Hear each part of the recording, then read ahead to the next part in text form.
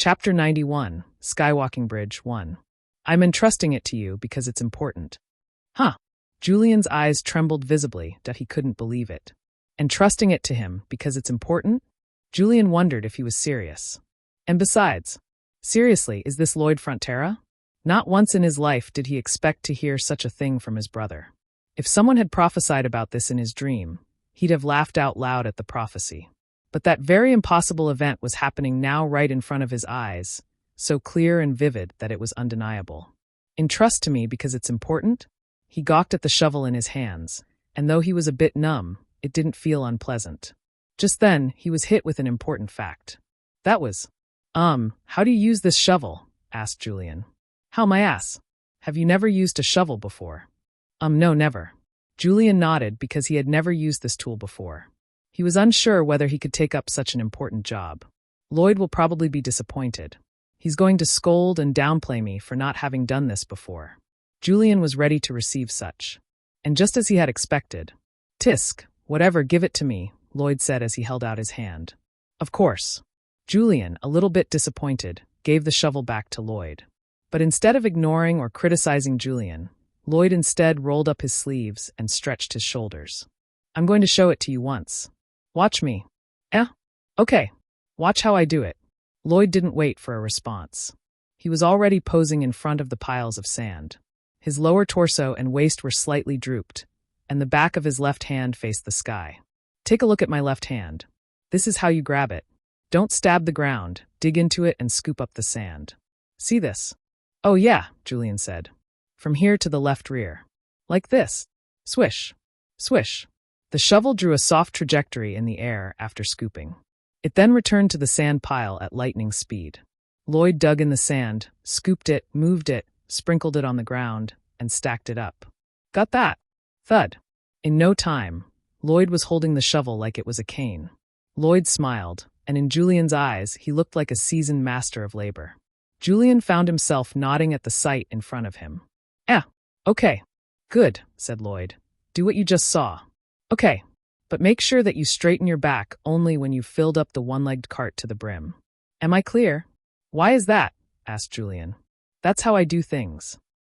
Anyway, do a good job. The speed of Bangul making wires depends on how fast you shovel. I'm off now, Lloyd said as he passed the shovel. Julian took it, and he could feel the warmth in the hilt and handle. The moment Julian touched it, he suddenly wanted to know. Why didn't Lloyd ignore or mock him when he said that he wasn't good at shoveling? Why did Lloyd teach him so nicely instead? And, Lloyd. What? I have something to ask you. Julian lifted up his head, and he got ready to speak out the question he had all along. Where did you learn all this, Lloyd? Julian wanted to know. It was strange. He wanted to ask what Lloyd went through all this time. It's as if he has become a different person.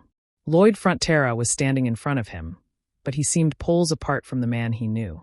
Sober and gentle. The two changes were enough to give him goosebumps. I'm curious. You didn't know how to use the shovel before. That's right. The same goes for the summon magic. I heard you called for the summon creatures. Yes, I did. And Sir Azrahan told me that you have a mana heart. You're right. What in the world happened to you back when I was in the academy? Something definitely happened. Otherwise, this would be impossible. But the response Lloyd gave only plunged him into deeper confusion. Something happened. I'll tell you next time. When?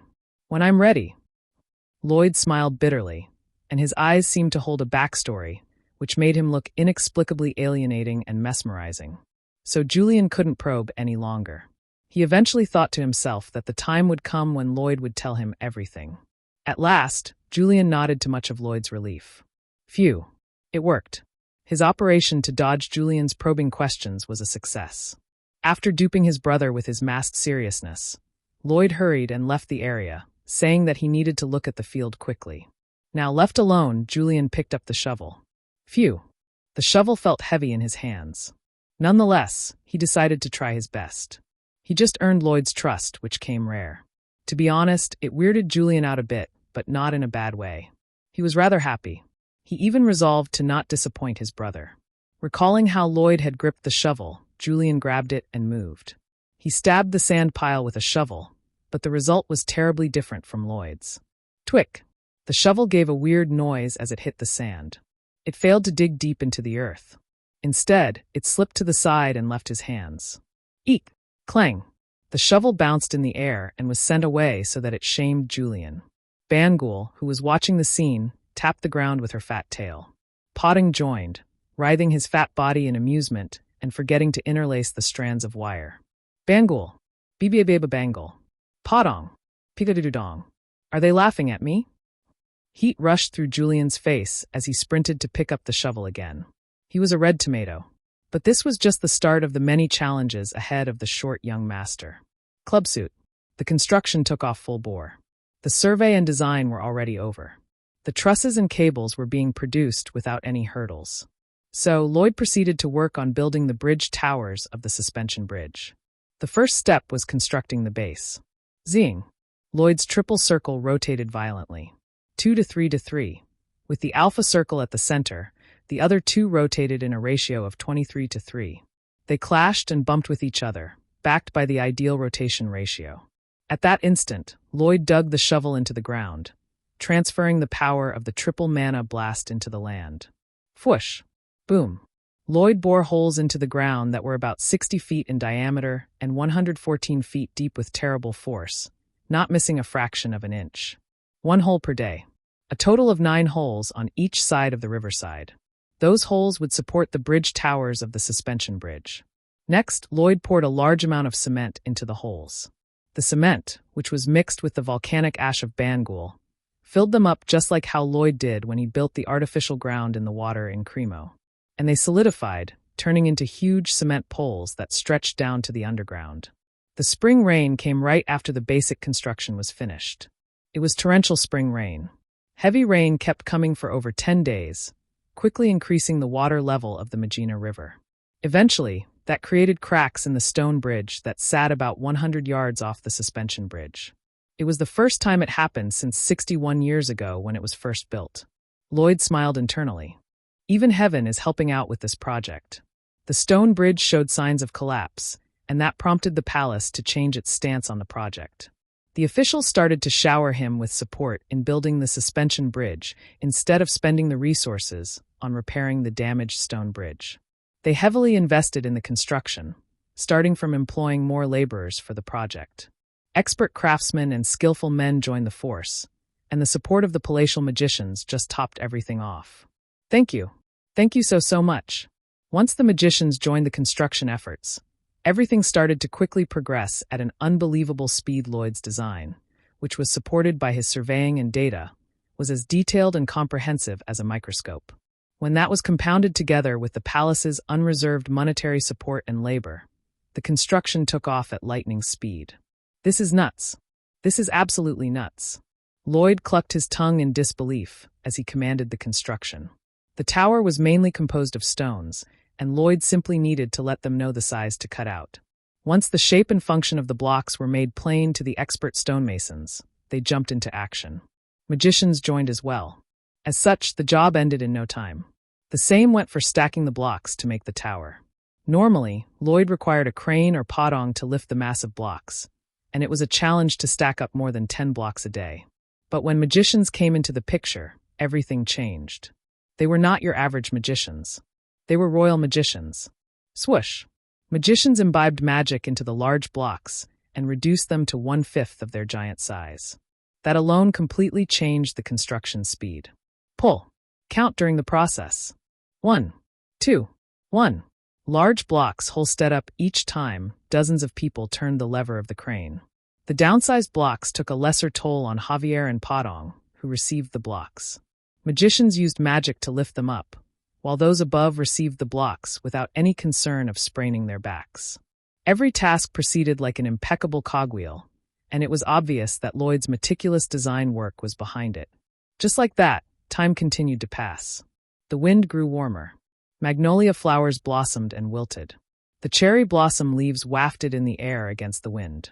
The aroma of roses permeated the air every morning. Julian's arms thickened from all the shoveling. And on the day the cicadas started singing, 295-foot bridge towers stood tall on both sides of the Magina River. Citizens in the royal capital exclaimed in joy because they had been nervous about the existing stone bridge, which could collapse any time. But now, the construction for a new bridge was nearing its completion. The unique shape of the suspension bridge garnered much attention from people. What do you think he plans to do by setting up the tower so high? Did you not hear? Excuse me? Hear what? He said to plan hanging cables at the peak of the towers. Cables, you say? Yes, indeed. Just like a hanging clothesline. What kind of? Some citizens tilted their heads as they chatted, while others were expectant.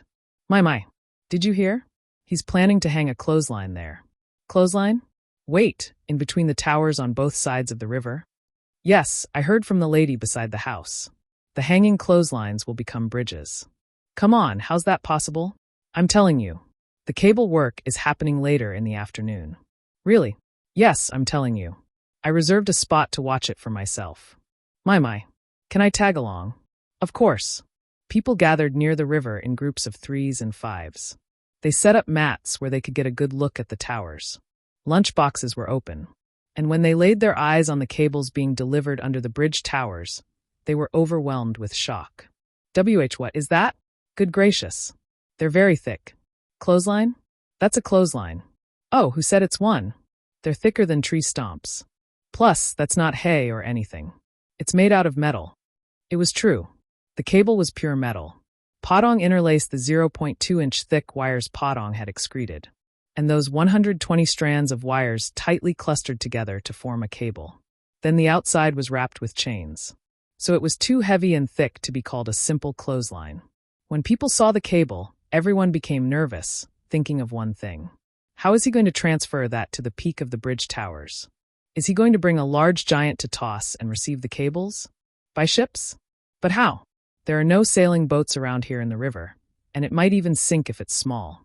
Curiosity filled everyone's minds, and they all became worried about how the large and thick metallic ropes would be hung on the bridge towers like a clothesline. No matter how they thought about it, it looked impossible. The mere act of trying looked like an accident waiting to happen. Thousands of anxious and expectant gazes focused on the peak of the bridge towers, where Lloyd and Bangul were.